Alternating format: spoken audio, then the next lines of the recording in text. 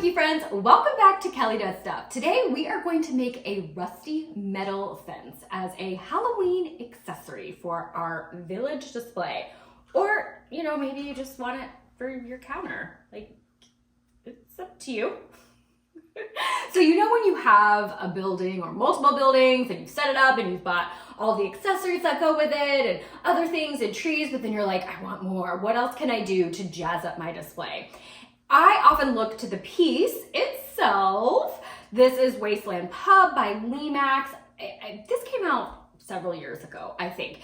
And when I set this up a few years ago, I was really inspired by the rusty metal roof. It's got rust and toxic waste. And I was like, well, obviously we need like a rusty fence. So I have a couple different projects that I want to share with you guys, crafts, accessories that are so simple, it's silly. So spectacular, it's silly.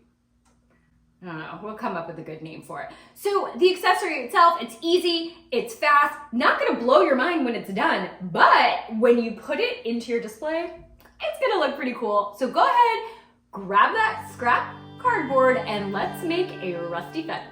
You're gonna take a piece of cardboard any size that you want your fence to be, and we're basically gonna fold it like an accordion shape. Now, you know that if you peel back your cardboard, you'll get that inside thing that is already accordion shaped.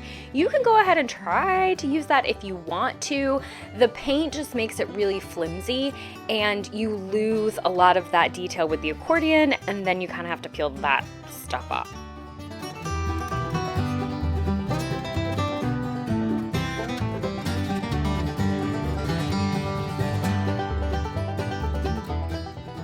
First thing we're gonna do is cover it completely in black acrylic paint. When that's completely dry, we're going to add silver. We're gonna do a pretty thorough coat, but I'm gonna let some of that black show through.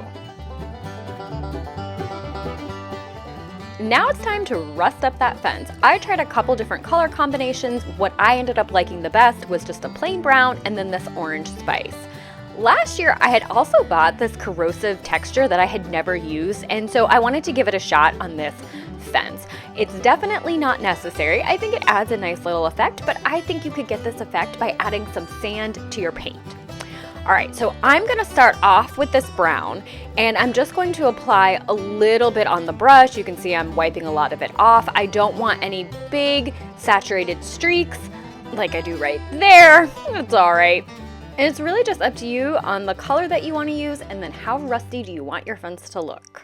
And you could probably leave it like that if you wanted. I wanted to give this corrosive texture a try. The instructions say to apply it in a thin layer, let that dry, and then add some paint. It's got that gritty texture to it, and so I'm just finding certain spots where I want to add it.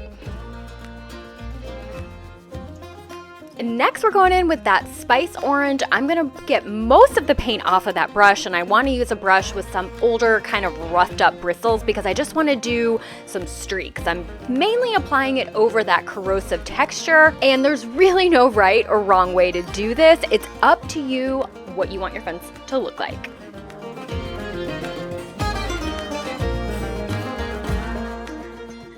And there it is, rusty metal fence. I'll try to get in close so you can see a little bit of that corrosive texture. Now you're probably wondering, how do we set these up? I use hot glue and attach them to my foam platform. It's not permanent, so I'm able to pull it up and rearrange it to help store it, or if I just don't like the placement or want to use it somewhere else. You could create like fence feet or some sort of bracing if glue or some type of adhesive is not an option for you in your display.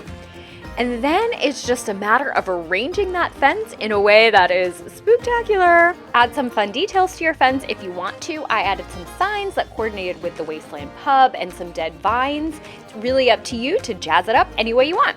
Most of my accessories are still in storage, but I did grab a few things that were handy and set up a little tiny display just so we could get a sense of that fence in context. And that's it. Such a simple accessory to add some extra spooky pizzazz to your display. Thank you so much for watching, you guys. Let me know if you're gonna make any rusty fences. I look forward to seeing you next time, and happy creating!